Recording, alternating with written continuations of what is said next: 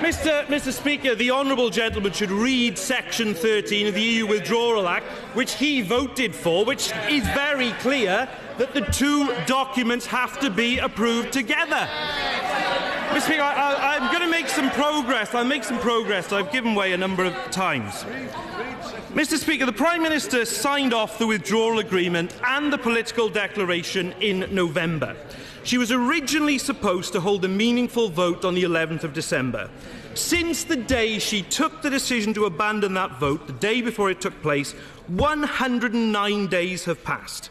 She knew then that the deal was going to be defeated by a substantial margin, but she ploughed on. On the 15th of January, the government suffered the biggest defeat in parliamentary history by a margin of 230 votes on the first meaningful vote. 2 weeks later, on the 29th of January, the Prime Minister promised the House she would change the withdrawal agreement. What I am talking about, she said, is not a further exchange of letters, but a significant and legally binding change to the withdrawal agreement. Negotiating such a change will not be easy. It will involve reopening the withdrawal agreement. Now, Mr. Speaker, at this late stage in negotiations, any withdrawal agreement would have required the backstop. It was always totally unrealistic for the Prime Minister to pretend she could drop the backstop entirely or make substantive changes to the withdrawal agreement. Yet she wasted weeks and weeks on this fruitless pursuit, including voting for the amendment in the name of the Right Honourable Member for Altrincham and Sale West, which required the Northern Ireland backstop to be replaced by alternative arrangements.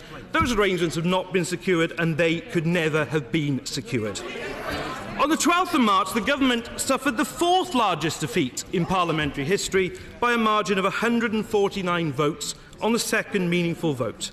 And now the government, Mr. Speaker, tries to carve out the withdrawal agreement in a last-ditch attempt to save a botched deal that has failed to even come close to commanding the support of a majority of this House.